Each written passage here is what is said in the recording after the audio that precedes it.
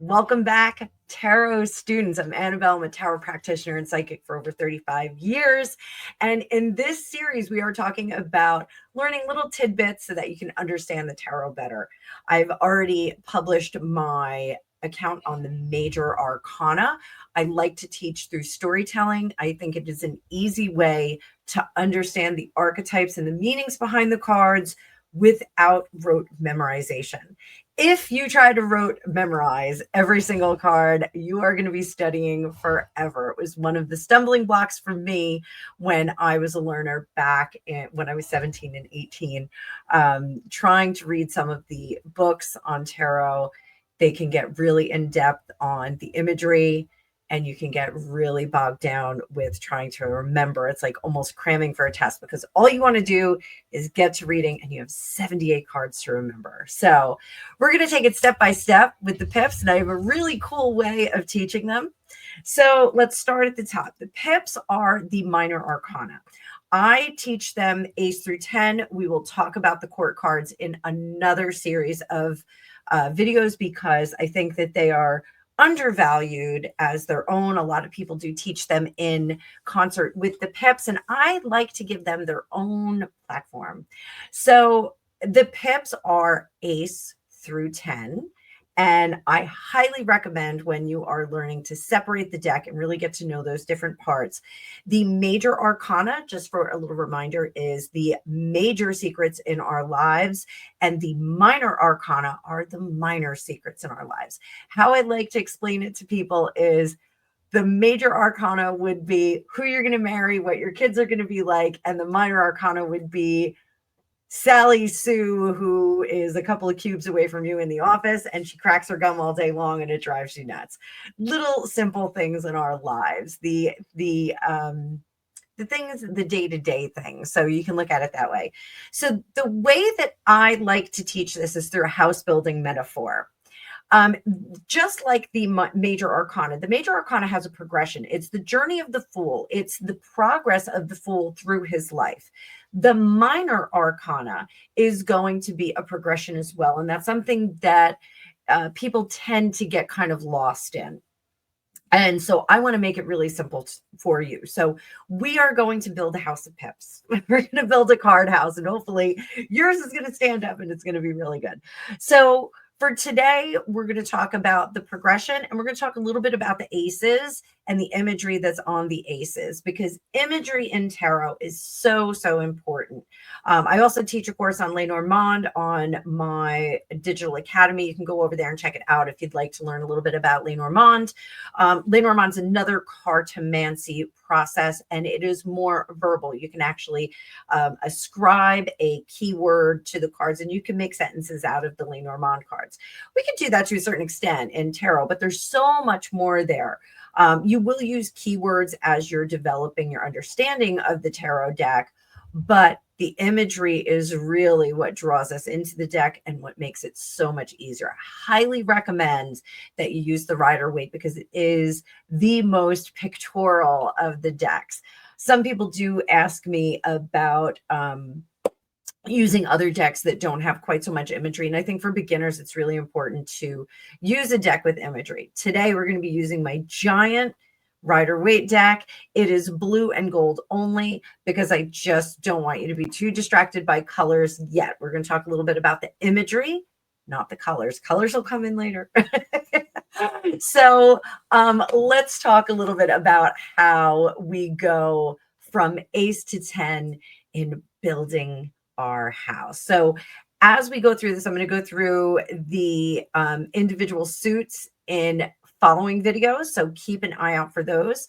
But for right now, we're going to whet your appetite. The wands are going to be a chaotic and unpredictable family home that's got a lot of stuff going on in it. If you had multi-generations or a lot of kids or a lot of friends of kids coming and going in your house, you know how chaotic a family home can get. And so the wands are going to represent that. The swords are going to represent a very sleek and efficient steel and glass kind of modern, very simple aesthetic.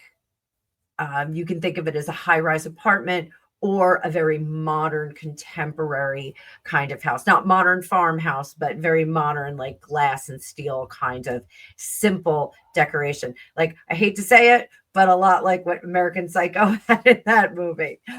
Our Cups house is going to be a summer or a lake house, a vacation house of sorts, someplace where we can reconnect and get very emotional with each other. It's going to be a place where we have love and laughter and maybe sometimes some tears.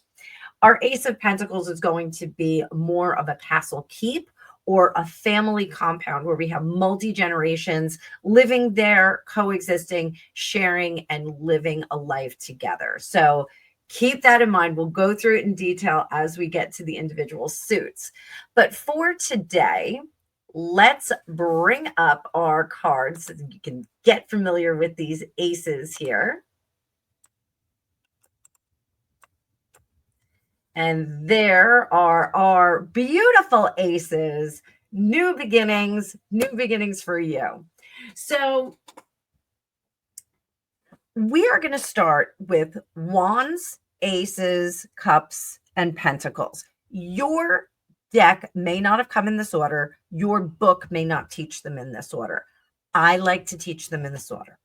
The reason why is because they go in the alchemical order of speed. What do I mean by that? So aces of wands are represented by fire. It is very quick. It is inspirational. It's exciting, but like a firework, it poof, and it's gone. Swords represent air, quick thinking, but decided thinking. So swords have two sides. So it is very clear cut. We have a yes or no. Unlike the wands, which can kind of burst up and go anywhere. Swords cut through the matter. They cut it into yes, no. There's no maybe so. There's no gray area. The cups are represented by water. They are a little bit slower than the aces here. And they're a little bit less formed. Water kind of spills all over the place. But I want you to think of the speed of cups as like a bubbling brook or a river, not the flash and bang of an explosion, not the swiftness of the wind, but a nice mellow thing. It's not roaring rapids or anything like that. I want you to think of a brook, a nice river that's kind of gently mowing along. The pentacles are represented by earth. And so they are very slow and steady energy. They build slowly. They are foundations that are going to stand for generations, just like the house that we're going to build with them in the next few videos. So with that, we have family home, sleek, modern, very aesthetically austere, kind of metal and steel kind of building. Here, the Ace of Cups, fun summer vacation home. And over here, the Ace of Pentacles, which is going to be our castle keep. Fast, medium, slow, slowest. I want you to think about it that way. Now, you will find in some books that they are represented in a different order, and they also represent seasons. Sometimes books and educators would like to go by season. The wands represent spring. The swords represent fall. The cups represent summer. The pentacles represent winter. So I want you to think spring, everybody's excited. We burst out the door because the weather is starting to get nice. The swords, fall, back to school. We're starting to think more. The cups, summer. Who doesn't love summer vacation? Everybody loves summer vacation. Be nuts not to. And pentacles are winter. I want you to think about things underground that are in a state of getting ready to grow. They are taking their time. We are planting seeds in the ground. They're underneath the snow and they're getting ready to grow. So that is how you're going to remember those seasons. And also understand why some of the books may have them in season order rather than the speed of their representative element. So there we go. There we go. So that is the beginning of it. So let's talk a little bit about our aces. So aces in the building of this house would be the blueprint. For me, and we'll do this in more detail as we go through the suits. Ace, we get the idea we're going to build a house. 2, we pair up with an architect. We collaborate with an architect. 3, we bring in a team. We're expanding that initial collaboration. 4, our foundations get poured. This is where things become physical. Up until now, we have been just thinking about things. 5, we have a chaotic job site. There's conflict, there's craziness going on. People are fighting for space, trying to get their stuff done first. 6, I know we don't build a house like this, but we put our second story on. And this is where momentum is going to return. We're going to overcome some struggles. 7, problem solving phase. Now we are starting to have some chaos, but it's not as chaotic as the 5s. We have learned our lesson from all of that drama in the 5s. And in 7, now we are more problem solving and having a better strategy.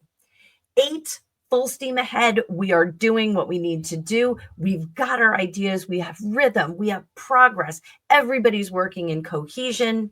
9, the house is built. 9s are conclusion. They're finishing in the tarot. 10s are not. We'll get there in a second. So 9 is our final walkthrough. Everything looks great. We are ready to spend the night there. 10 is completion. The cycle ends and we're going to build a treehouse. We're going to build a pool. We're going to build a workshop. We're going to build an office off that building. We are going to do something new. How I like to explain this to my students is 9, we kiss the bride. 10, we get into the honeymoon vehicle and go on our honeymoon. So it's an easy way to look at it. So I hope that that makes sense to you. Let's talk a little bit about our aces. So there is some imagery that I want to introduce you to in the aces here. Everyone can see that there is a hand coming out of a cloud here.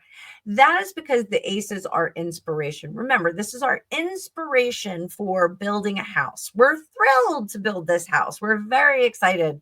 And we have this amazing idea. So with the wands, I want to point out there is a river in the background, and rivers often encourage us to look at the flow. This is not exclusive to this particular card. If you see rivers in other cards in your deck, think about going with the flow. Is the river rough? Is the river smooth? Are you headed in the direction of the tide? What is going on? Mountains too, and you can see there's mountains in both the Ace of Wands and the Ace of Swords. Mountains are projects that we are going to overcome. Those are lofty ideas that we are going to attempt to achieve. We're going to summit them. So water here. Before we move on, I do want to point out the crown in the sword, Ace of Sword. So when you see crowns in tarot, again, not exclusive to this card, when you see crowns, I want you to think about intellectual possibilities, intellectual processes. It's not about royalty here. It's about thinking. So whenever you see a character with a crown, they will have some level of intelligence, some level of decision making. Sometimes you'll see bigger crowns, sometimes you'll see smaller crowns. So we'll go through those as we go card by card as we go through this series. I hope you're enjoying it so far. Over here, the lotus that we have in the Ace of Cups and the dove both represent ascension. The lotus is more ideas and beauty coming out of the muck, coming out of the dirty, crazy, muddy bottom of waters and presenting, breaking through and presenting as beautiful. The dove is that connection with ascension and also communication with God and spirit above. When we get to the Ace of Pentacles, we have lots of great imagery here. We have a beautiful garden and a gateway. There is lush flowers there. You will see a red rose on a lot of your decks. The red rose represents choices. How does it represent choices? It is beauty and thorns at the same time. Beautiful smells, but it's got thorns all over it. So we have two sides of every project that we're going to invest ourselves in. We can see the beautiful side, we can get stuck by the thorns at the same time. So be careful as you navigate that, because you can see this beautiful garden, the gateway into the garden. It is lush and beautiful with all of that foliage. It is very, very exciting.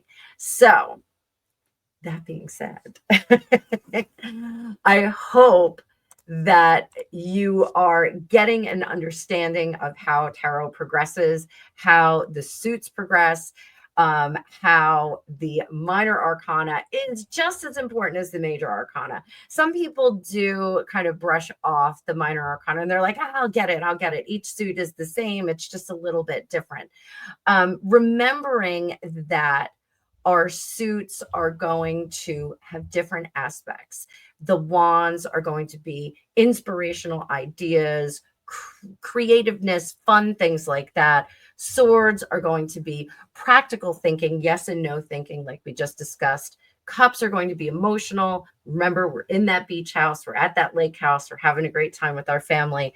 And the pentacles are going to be real hard things, real estate, money, endeavors, things that we are building, businesses that we are building.